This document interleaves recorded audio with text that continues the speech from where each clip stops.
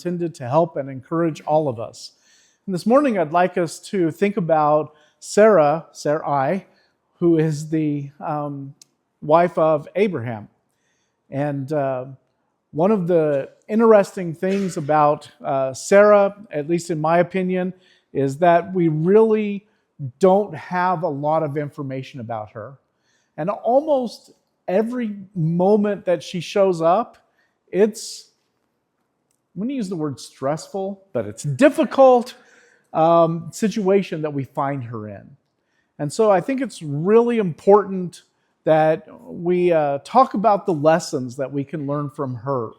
So the first thing we learn about Sarai is actually in Genesis, the 11th chapter, where she is introduced to us as being barren and childless. And a little bit later, we find out that she's very beautiful.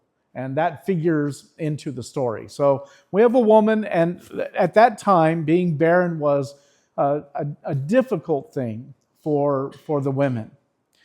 So by using Abraham's age, and from Genesis, I think it's 17:17, we know that Sarah's 10 years younger than Abraham. We know that when the promise was given to Abraham in Genesis 12, she is 65 years old. And this is before we find out she's very beautiful. So even in her older age, she's a very beautiful woman. But in that passage, God's promise to Abraham is, I will make of you a great nation. And it's obvious, if you're going to be a great nation, you have to have a kid. But they didn't, and she couldn't have a child. So this is a great promise that is made to her, but it's not an easy one for anyone to realize. After 11 years, we next talk about it. She's 76 at this point. And so 11 years is a long time to wait for a promise, isn't it? She still has no child. And so her plan is to give Hagar, her servant, to Abraham. And according to the custom of the day, if Hagar conceives a child because she's Sarah's servant, the child is Sarah's. And it doesn't make sense to me. It has no basis in God's word. It's just the custom of the day. But that was the reasoning. So he's going to have a child through her. So eventually, of course, Ishmael is conceived and he is born, and that happens when she's 76. 14 years later, still waiting for the promise. 25 years is a long time to wait for the fulfillment of a promise. She's 90. God comes and talks to them when she's actually 89. She becomes 90. Isaac is finally born. So we just need to go through that just as a reminder of the timeline for Sarah. So there are lessons made from Sarah's life that are given to us both in the Old Testament and the New Testament. So the lesson is basically based on those. The first is that it is through Sarah that we have children of promise versus the children of the flesh, which is a reference to Ishmael. This is found in Romans 9, verses 8 and 9, but the idea, of course, is that promise was made to Sarah that she would have a child.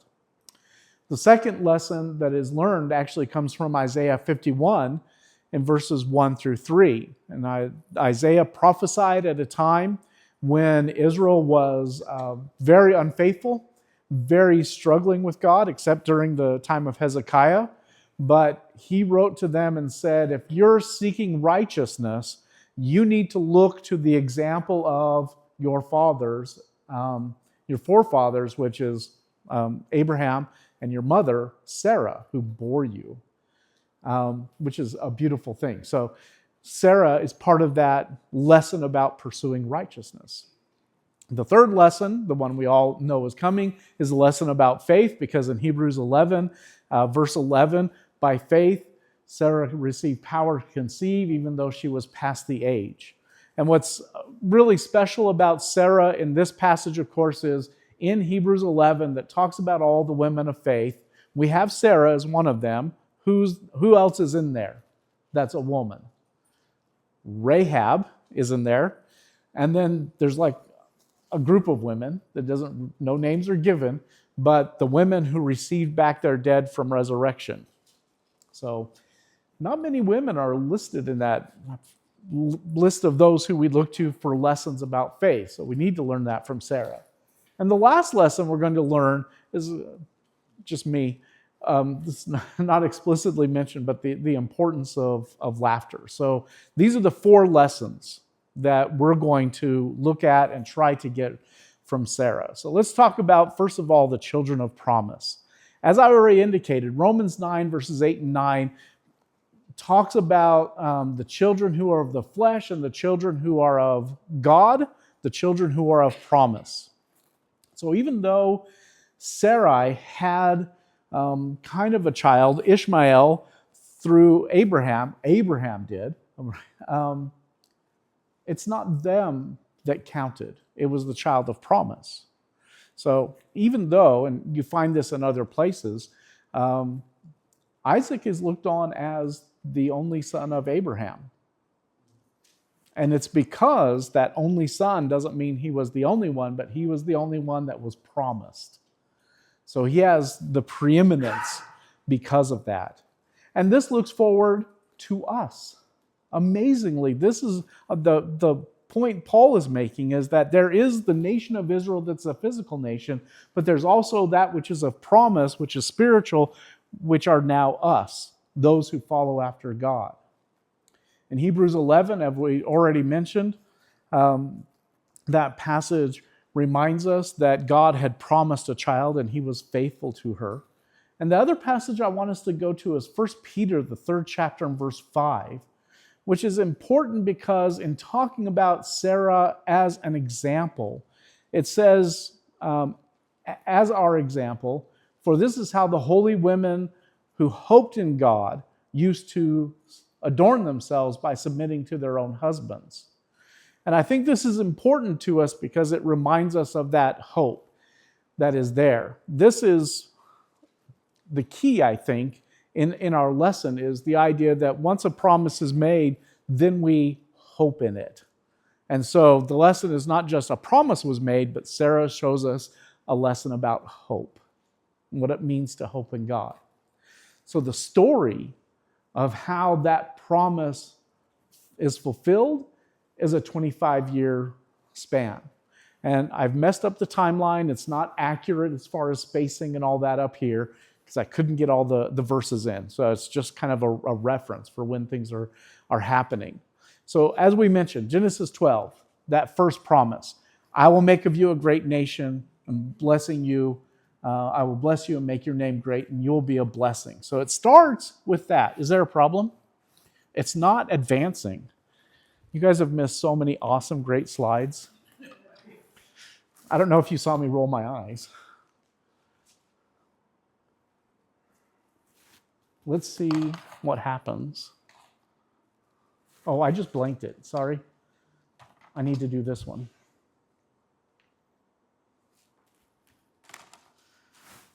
You might have to do without slides again. It's doing something. Okay. Yay! Okay, you see how my timeline is messed up?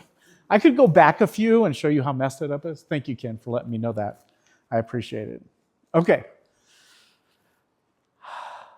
There's nothing like something like that to just throw off your brain. I was in a groove there, wasn't I?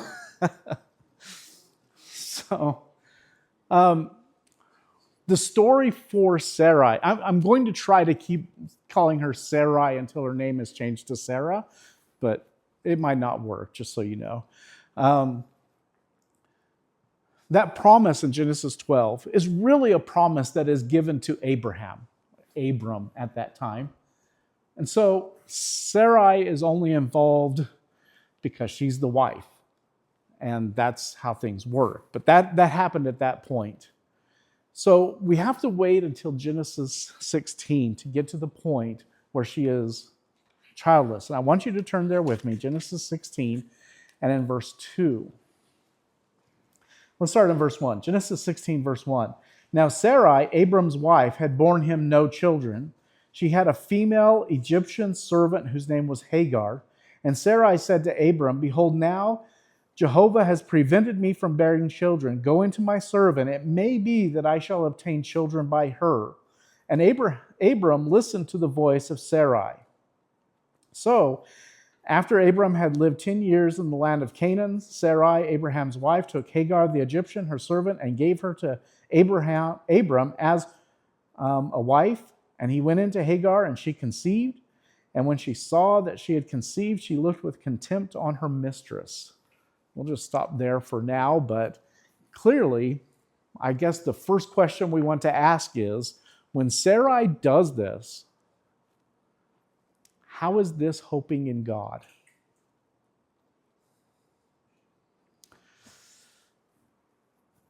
The statement that she makes sounds pretty harsh, doesn't it? Jehovah has prevented me from having children. I don't know how you hear that, but I want to make the point that it might be true. And the reason I say that is because later in Genesis, the 20th chapter and verse 8, when they had gone into the home of Abimelech, and they had lied about being husband and wife, and Abimelech had taken her because he wanted her, it says very specifically that God had closed all the wombs of the women in his household. So it may be that Sarai is exactly right, that this was from God. The key is we don't know. We don't know that she knew, right? That fact. So maybe what we need to do is take a step back, because when you hear her saying that, Jehovah has prevented me from having children, do you hear her blaming God? Or is this a statement of fact? And it's very different, isn't it? But because everywhere that we read about Sarai, it's very well positively spoken of, and there's no rebuke at this point, I'm going to default, overcoming all my prejudices, and to say I'm going to default that this is a statement of fact. She's not blaming God for doing this. She's just saying, this is how things are. That's how I choose to think the best of her. I want to encourage us to do that. At that point, this is just how things are. So the next question is, how do we get a kid if that's what God has done? And so she chooses to help out. Jump forward, because we have to do the rest of what's happening later. So we jump forward. So Sarah is 89 years old. So the time scale is completely off. And if you turn now to Genesis 17, God has come and made a covenant with Abram, and this is where he's changing their names from Abram to Abraham, Sarai to Sarah, beginning in verse 15. And God said to Abraham, as for Sarai, your wife, you shall not call her name Sarai, but Sarah shall be her name. I will bless her, and moreover, I will give you a son by her. I will bless her, and she shall become nations. Kings of peoples shall come from her. And it just came to me that this is actually the first time that Sarah's mentioned in the promise. She's got to feel good about that part, right? That she's finally mentioned as a part of what's going to happen. So this is the first time that happens, that it's explicitly mentioned that she's going to be in that role. But the thing is, even Abraham at this point is having trouble with the fact that it's been so long that they haven't had children. So what he does is he suggests, accept Ishmael. Accept Ishmael as my son. How is that hoping in God? Understand that previously, even before the incident with Hagar, Abram had suggested that God approve of Eliezer, his servant from Damascus, as his heir. It's been a long time, God. Don't have any kids yet. Take Eliezer. God says, no. Okay, what about Ishmael, he says now? What would you accept Ishmael? And you've got to admit, Ishmael has a better case in some senses. I mean, at least he's descended from Abram, right? And what does God say? No.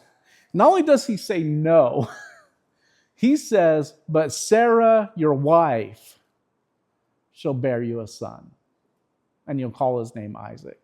I will establish my covenant with him, an everlasting covenant for the offspring. I want to suggest to you, they're still hoping in God. And the way that I reason that is this. As they're trying to figure out ways for this whole situation to work, who do they keep coming to and asking, is this okay, God? Is this going to be how it works out? Is it going to be Eliezer? Is it going to be Ishmael? They're still hoping in God. But they're trying to help him too, right? They're trying to make this promise happen as much as they can.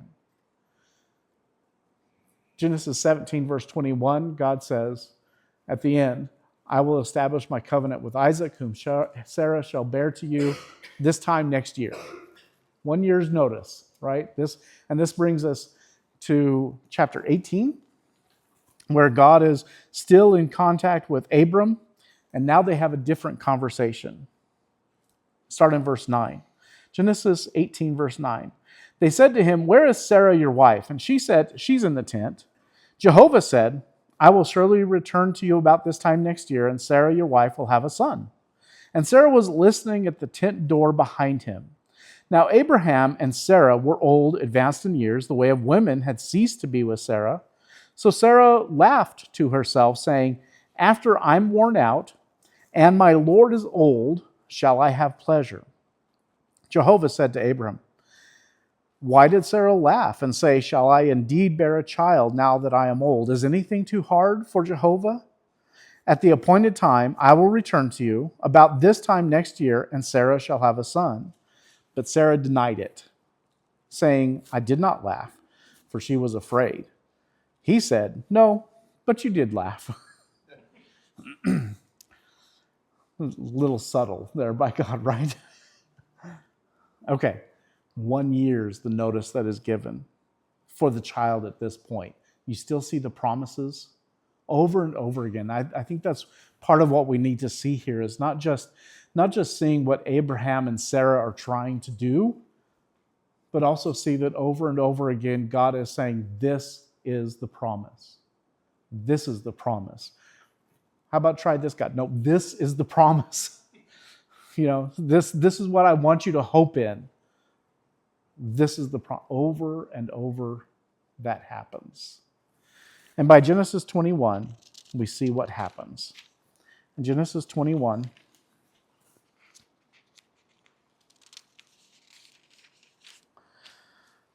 beginning in verse 1, Jehovah visited Sarah as he had said, and Jehovah did to Sarah as he had promised. And Sarah conceived and bore Abraham a son in his old age, at the time of which God had spoken to him. I love that last part of that phrase, at the time that God said. And I love that so much because it has been 25 years. But God did it at the time when he had spoken. He said it. What does it say in this passage? Jehovah visited Sarah. That term visited is a very special term. In fact, the NIV translates it graciously, that Jehovah was gracious to Sarah. And this word is used to indicate any time God comes to someone and he either blesses them or curses them. So this is used to say, you have found favor in my eyes. That's why the NIV translates it gracious, right? I'm visiting you, I'm blessing you. Or you really messed up, I'm visiting you, and that's usually going to be judgment of some kind, right? It's used for either one of these. So God is giving special attention to Sarah now when it says he visited her. I love that idea, don't you? Isn't that a beautiful concept that our God at some point looks at humans and says, I'm going to bless you. I'm going to visit you. I'm going to be gracious to you. 25 years. And he chooses that. And then, and I just wanted to point that out because, the fulfillment of the promise is the next part, and that's the part that's obvious. And Jehovah did to Sarah as he had promised. Fulfilled hope, right? They finally have this child. They have finally got what God had planned all the way along. Sarah shows us how to hope in God. And I've got to tell you, waiting 25 years, I can't even imagine how difficult that was. But we get the hints, don't we, from all the ways they tried to help to make this happen. One of our common platitudes is something along the lines of, God helps those who help themselves. Can anybody tell me if that's in the Bible? Your silence is correct, because it's not. That's one of our things that we say. It's true, God often does expect us to do our own part. We can quote passages like Philemon, the 2nd chapter, and in verse 12. Work out your own salvation with fear and trembling. Right? I mean, I'm not going to say that it's not completely wrong. However, Sarah and Abraham also remind us to be careful about what we mean by that. Abraham tried twice to get a substitute for the child of promise. Sarah forced her servant to become pregnant, hoping that God would accept that child. When does helping God betray a problem with how we think about God? And how we think about God keeping his promises? Or even questioning his faithfulness? One of the things that we see in this passage, and we're told it explicitly in Hebrews 11 and verse 1, that God was faithful to keep his promise to Sarah. Our God is faithful. The question is, will we be faithful in trusting him and hoping in him for his promises to be fulfilled? Abraham and Sarah show us that's not an easy thing. And even at the times, I think, where they were offering Eliezer or Ishmael, I think they were still hoping in God because they kept going to him. Will you accept this? Will you accept this? They're still hoping in God, but they don't know exactly what God's going to do. And isn't that the struggle we have? We don't even have promises exactly like this. God never came to me and said, David, you're going to have this. Do we still have promises from God? I think we do. They're spiritual promises. They're promises for the blessings that we receive for being his children and the children of promise, as we've talked about. And sometimes we're going to struggle with saying, how is this what God promised? Or when am I going to get what God has promised? And we're going to be like Sarah. And we're going to think, maybe we tried this. In the end, I think what we're taught is that when God promises, we know he keeps his promises. So hope. Wait expectantly. And be like Sarah and Abram and keep going before God. And is this it? Be careful. Don't accuse. Don't give up on God and say, I'm going to do it on my own. That's very different. But we can wait and hope expectantly. And we're going to stop here. That means next week, theoretically 3 more lessons from Sarah that we can learn. And you already know what they are, so you can kind of figure it out. But I'm okay with stopping at this point because I think this is really powerful for us. God has promised us the hope of salvation.